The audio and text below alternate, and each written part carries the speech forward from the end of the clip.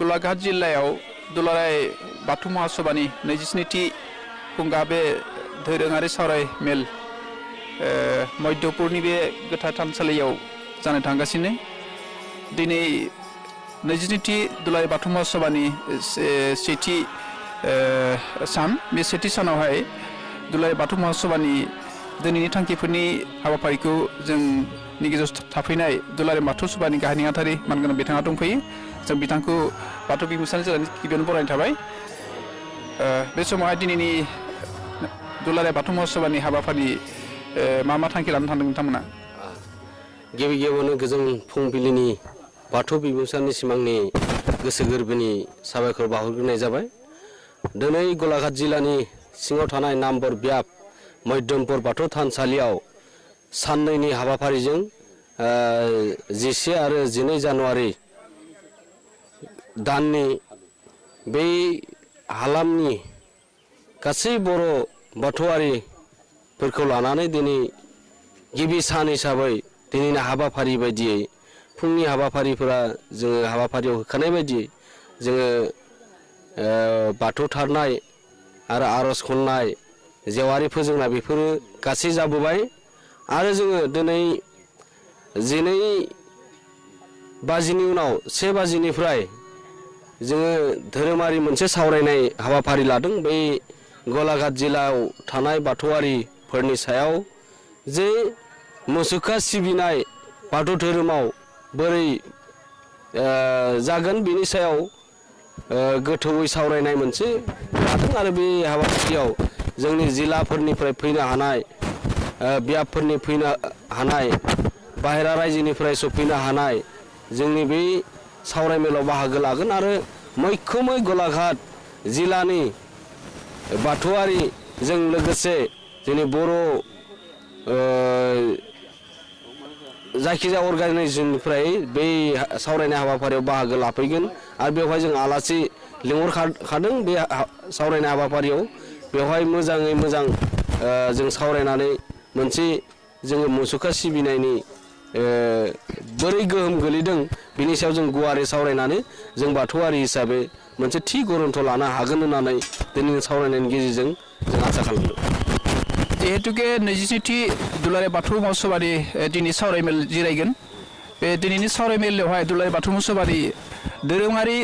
बेबायदि गोनां माबाफोर मख'जाथाव थांखि नोंथांमोना दिनै सावरायमेलाव लानो सानदों नामा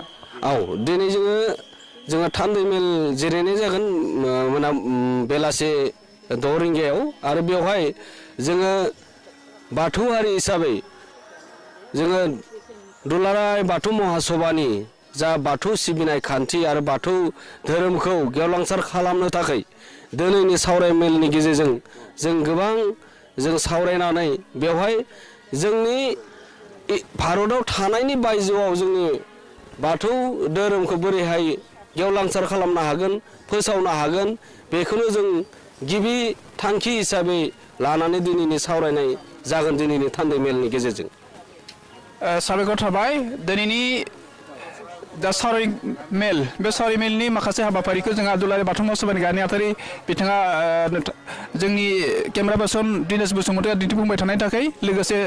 दिनैनि माखासे हाबाफारिनि सायाव फोसावनो थाखाय जोंनि दुलाराय बाथौ महासभानि गाहाय नेहाथारि बिथांनिसिम साबायखर थासिम जाबाय गोजोन्थों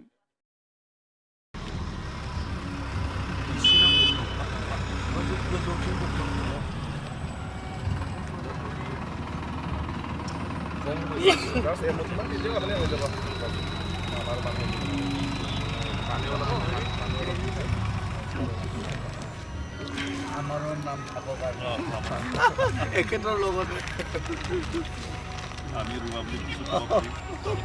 নহয় এখেতৰ নামটো আগত ল'ব লাগিব তাৰপিছত আমিও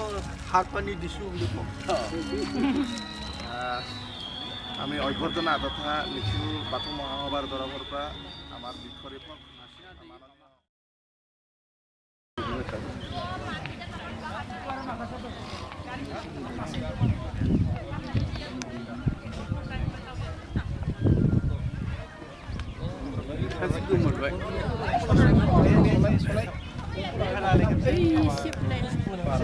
माबाखौ गोलावद्राय बोदों बे लावद्राय दंबो नामा बेयो गाहायद्राय जाबोदों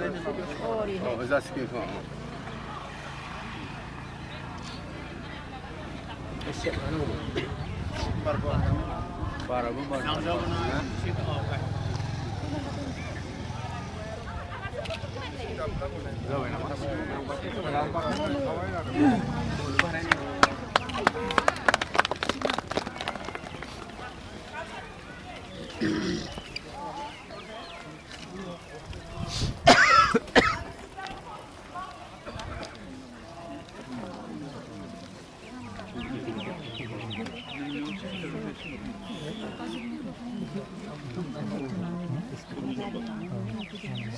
अब्ला एसेयावनो जोब्बाय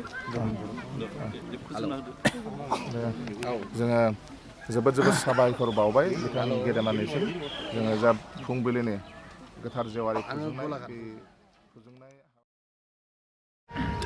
बे मध्यमपुर